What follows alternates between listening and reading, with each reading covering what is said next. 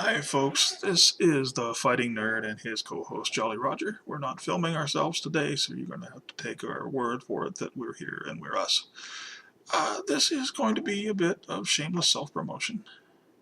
Tonight I want to talk to you about my book 7th, the Blessed Warrior series, book 1. I am in the middle of researching book 2. Hope to have that manuscript done in May or June. And I have just finished the manuscript and had it accepted by my publisher for the Pandora Principle Fire Team Alpha Book 3. I'm hoping for a December release on that. But I want to talk about the Blessed Warrior series. And this is based largely on the Bible's book of Genesis, verse 6, where it talks about how the angels of God, some of them, saw that the daughters of men were fair and took wives from them, all that they chose. And it goes on to say that there were giants in the land in those days and after that. Now, the word that some of the Bible translations use for the offspring of these angels, fallen angels, and human women were Nephilim. And the fallen angels themselves were either called Watchers or Grigori. And they are the antagonist for the Blessed Warriors.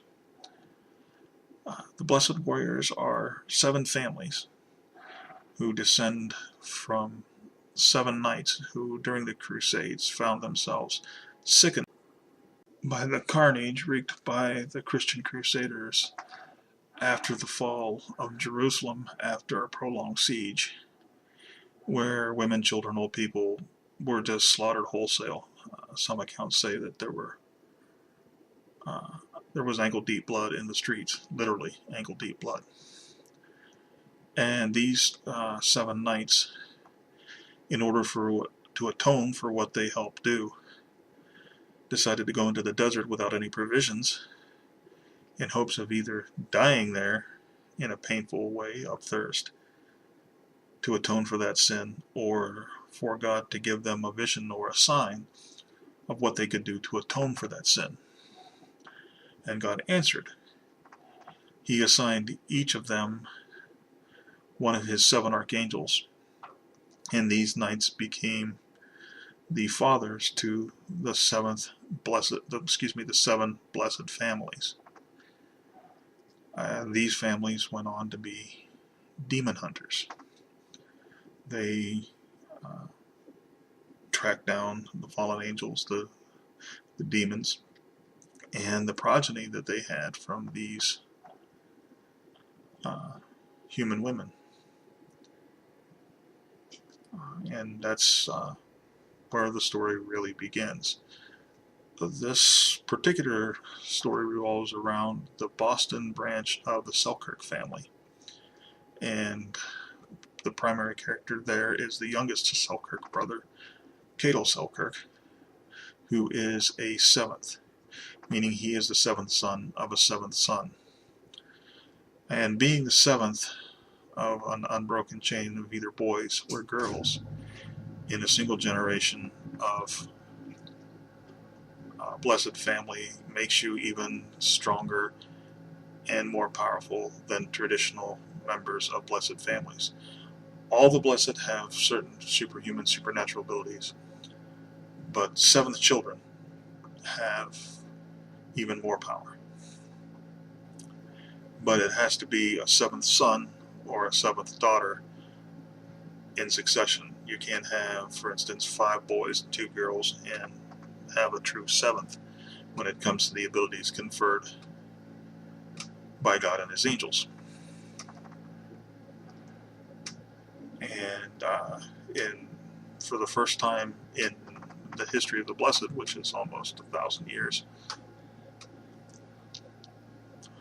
we have 2 7ths born to a generation, Cadell to the Selkirks, and Evelyn to the Corey family.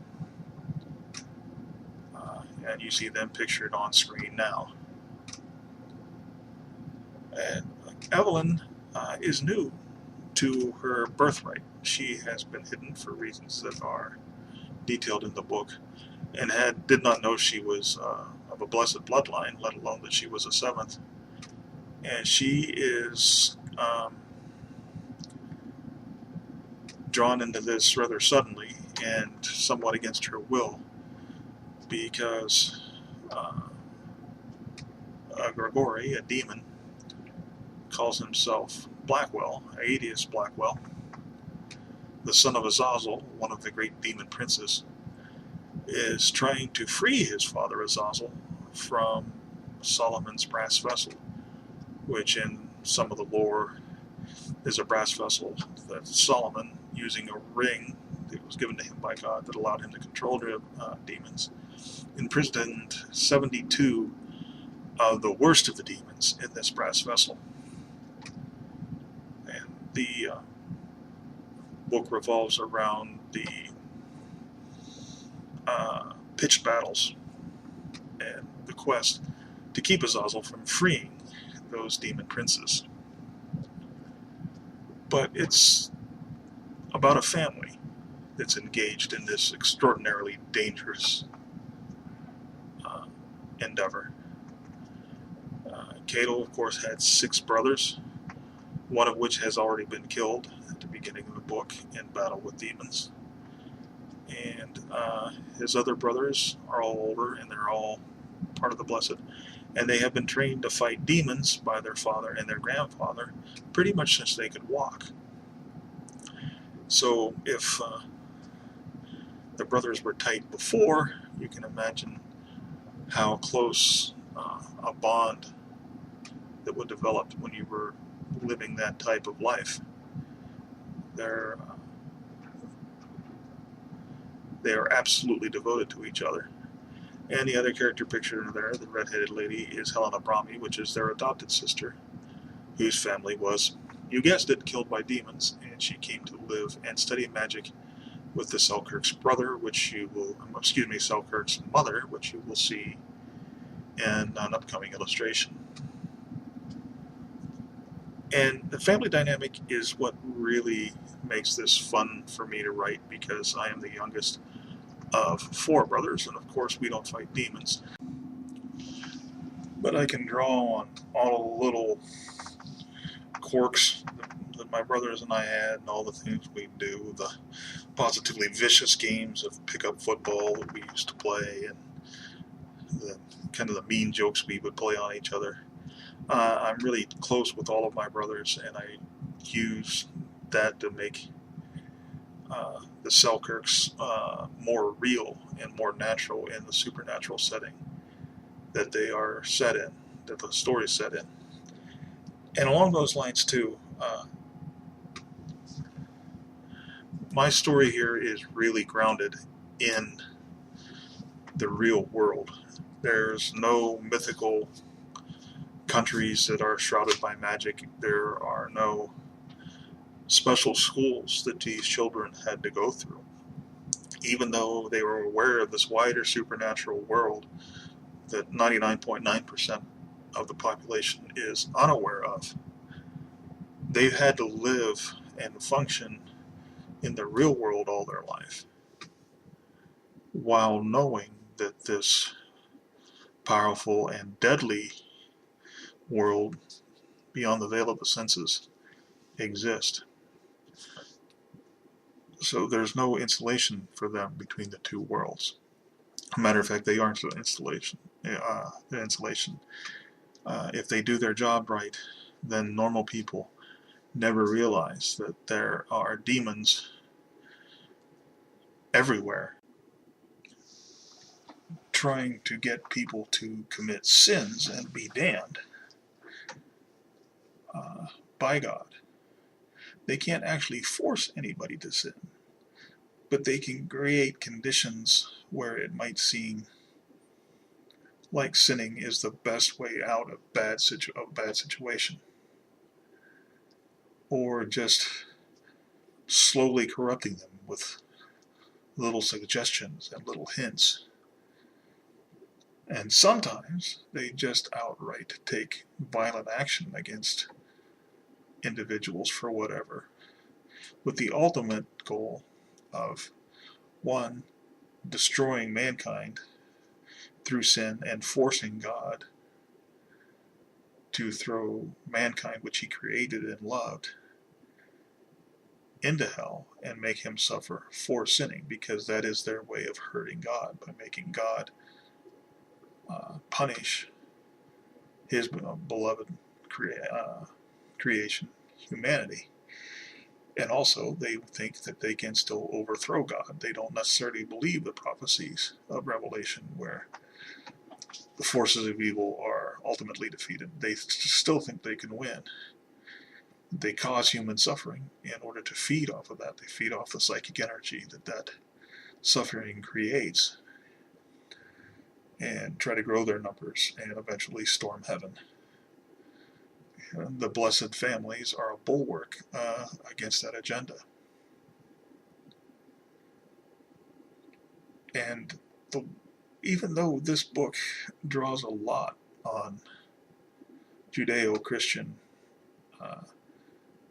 ideology and philosophy and iconography, mythology and lore, I really think that it's not a Christian book. First of all, the language is pretty rough. And this is a very violent book, folks. We're talking about a family of master swordsmen who have been trained by generations of other master swordsmen using magical swords that are sharp as scalpels against opponents that are armed with similar weapons. So I am quite descriptive when it comes to the violence, but I think it was absolutely necessary to do that for the realism in an unreal world. I don't consider glorifying violence. Matter of fact, I think watering down violence glorifies it, because people think that they can chop people with swords, and you're not going to have fields strewn with hacked off limbs and blood laced mud, to be graphic. So don't think you're getting Frank Peretti if you read this book. Amazon markets it as a Christian fiction, Christian fantasy. It was never intended for that. It was meant to be an urban fantasy based on Judeo-Christian mythology and lore. Like, as I said, I drew heavily on the rabbinical texts, the Apocrypha, the Book of Enoch, the Bush of Joshua, extra biblical texts that still have a place in Judeo-Christian religion. But it was never intended to be Christian work. So if you're looking for Christian fantasy or Christian fiction, this kind of qualifies, sorta, but it is not within the conventions of that genre. And finally, I think when it comes to the series, I'm going to continue using the lore, the Judeo-Christian lore. In the second book, you're going to see King Nimrod resurrected. I drew a lot from the Book of Joshua, and now they did a lot more detail on Nimrod than the Book of Genesis in the Bible. The second book will be called Swords. As I said, I'm in the process of researching and outlining that book now. But you will see all the characters tested, but particularly Cadel, as he becomes the fascination for King Nimrod after he has been in kind of ether for over 2,000 years. He feels the need to prove his supremacy again, not only by conquering the world as his ultimate goal, but he feels that the greatest of the blessed warriors has to fall before him, so that all the warring factions of Grigori and the Fallen, all the demons of the world, will stop fighting each other and flock to his banner.